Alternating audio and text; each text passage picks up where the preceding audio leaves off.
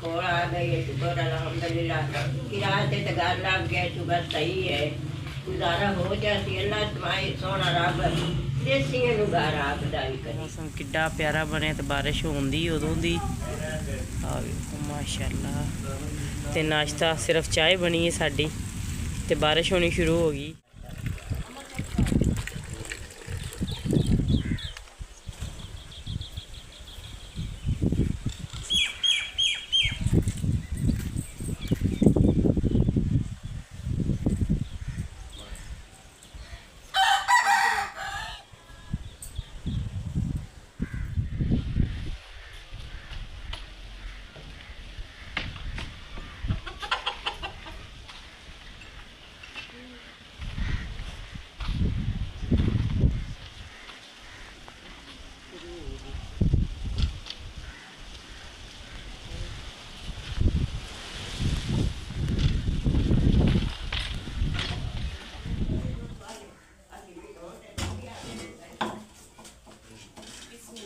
रहमान रहीम YouTube channel के सब भैन भाई मेरी तरफ अस्सलाम वालेकुम। उम्मीद करने तुम ठीक हो गए।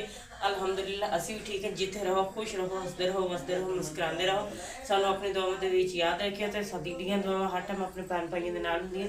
ते बाहर मौसम माशाअल्लाह बड़ा सोहना बनया ते मैं ना छेती छेती लिया के ना मंजियां अंदर डाल दियां ते मैं क्या ना नाल नाल अपने भैन भाइयों ने दिखाने कि अज माशाअल्लाह मौसम कितना सोहना बनया ते कल असी कमरे की लिपाई की माशाअल्लाह बड़ा ही सोहना बन गया।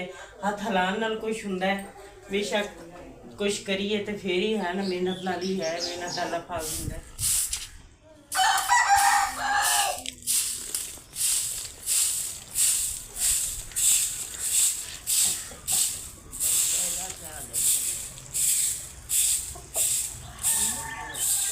माशाअल्लाह माशाअल्लाह मौसम बहुत प्यारा बन गया तो चाय असी बना ली तो चाय पींदे हैं तो बारिश होनी शुरू हो गई है तो बदल बहुत ज़्यादा है। मैं क्या अपने भैन भाइयों के नाल रूटीन नहीं शेयर कर सके क्योंकि बारिश होगी। उधरों बेटी ने चाय बनाती मेरी ने तो मैं जल्दी जल्दी ना अक्सर आनी ने चाय बनाई है तो मैं जल्दी जल्दी समान सारा इकट्ठा करके अंदर रखता है। तो हुण माशाअल्लाह वेखो कितनी सोहनी बारिश होती माशाअल्लाह। तो साडा कच्चा घर है तो 4-5 कड़ियाँ पै गई ना तो मुड़ के इतने टुरिया नहीं जाना। मैं क्या अपने भैन भाइयों के नुकसाने कि माशाअल्लाह मौसम देखो कितना सोहना बनया।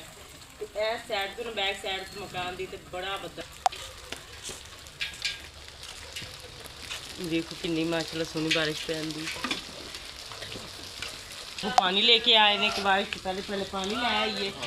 शुक्र अल्हम्दुलिल्लाह। मैं बेटी मेरी कोल आ गई है, शुक्र अल्हम्दुलिल्लाह। किराए से तो घर लग गया, शुक्र सही है, गुजारा हो जाती। अल्लाह तुम्हारी सोना रब देसियां नूं घर आपदा भी करी। पहले जो किया इन्होंने बच्चों की तरह कि नहीं होती तो मकान में लग भी जाना है। अल्लाह करे तो लग जाती, परेशान ना हो कर। अम्मी जान चाय अम्मी आए ने सुबह सुबह करो जाके लेके आए हैं। वाह 2-4 दिन हो गया ना आया ते उत्थे जाके मेल आई दा क्योंकि मेरी तबीयत खराब है। मैं आज सुबह सुबह ले आए हैं जाके कि मैं चल बारिश दे तो पहले पहले ना अम्मी ले आई है। मेरा दिल बहुत करंदा आज मेरी धी मेरे कोल आ गई है तो मैं भी हो रहा मेरे को जाना ही है।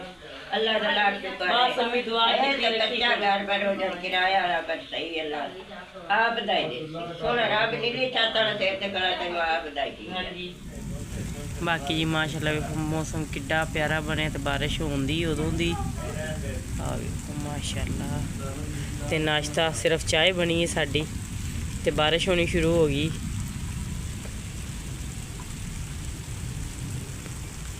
ते बदल हले बहुत ज़्यादा ने।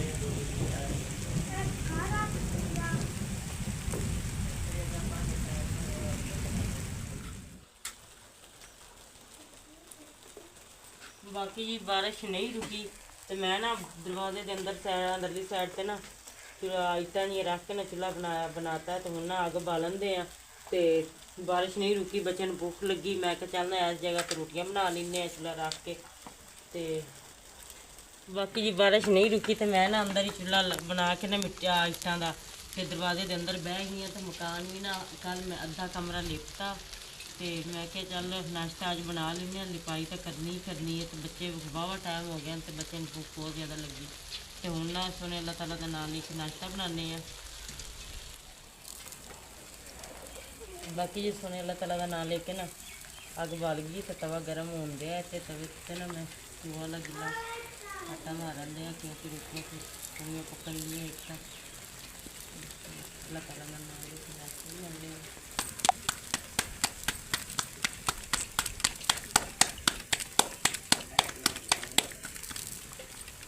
और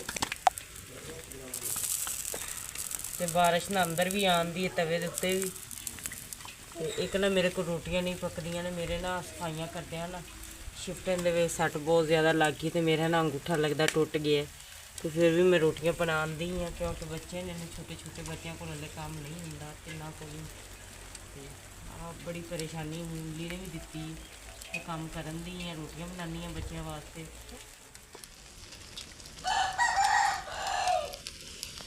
बाकी जी आग नहीं बलन दी क्योंकि बारिश ते हवा इधर दी है। तो एक रोटी मैं बनाती है आ वेखो ते दूजी उत्ते पाई तो बड़ा टाइम हो गया भी सुक सुक के एक रोटी मथा उतरी है। बाकी यम्मी होरां दी रोटी हुण मैं बनाती है, मिजान दी रोटी हुण बन गई है। तो आ ना उन्होंने हुण दिन्ने आ माशाल्लाह रोटी भी बहुत प्यारी बनाई है। यम्मी होरी आए हुए ने माशाल्लाह, यम्मी होरां दी रोटी हमजा दे के आओ नानू नूं रोटी नानू वाला।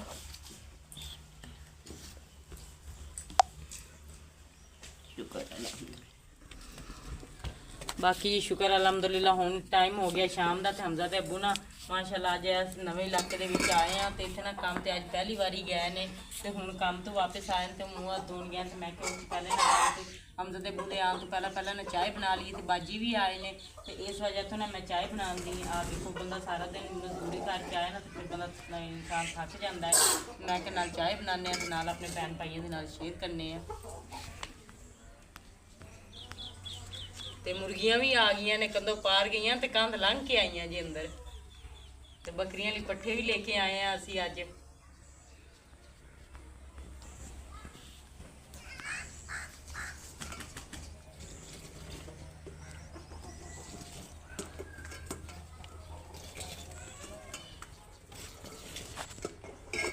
आयशा खेल रही हैं की बना रही हैं? आयशा अज खिडौने बनाए ने। अज 12 तो सब तो ज्यादा फायदा आयशा नूं होया है। हाँ जी आयशा सारा दिन मिट्टी दे विच खेलती रही है। तूने छोटे छोटे छोटे आयशा खिलौने दिखा अपने खाला नूं। आयशा ने माशाल्लाह आज बड़े खिलौने माशाल्लाह बनाए आयशा ने बहुत प्यारे खिलौने बनाए ने। ये किस वास्ते बनाए ने आयशा? खेलन लई। हैं? मम्मा तो दूजे खिलौने तो लेके नहीं दिंदी, मैं आपे ही बना लेनी है। तो फिर आज सारा दिन खिलौने ही बनाई गई।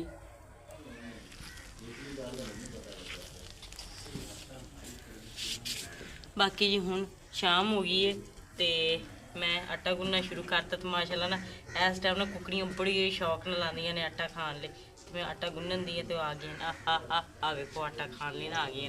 तो इस टाइम पाई दा ते इन्हां नूं थल्ले ते ना शौक नाल इदां खांदियां लगे आके चूल्हे ते मेरे को। आ वेखो माशाल्लाह एक एक करके आएगी, एक एक करके खा के वापस जाएगी। ते नाल नाल आटा गुन्ने ते नाल नाल कुकड़ियां नूं भी भरने। इन्होंने ऊपर बहना हमदा हौली हौली ना उन्हें अपनी अपनी जगह सैट कर लगी हैं।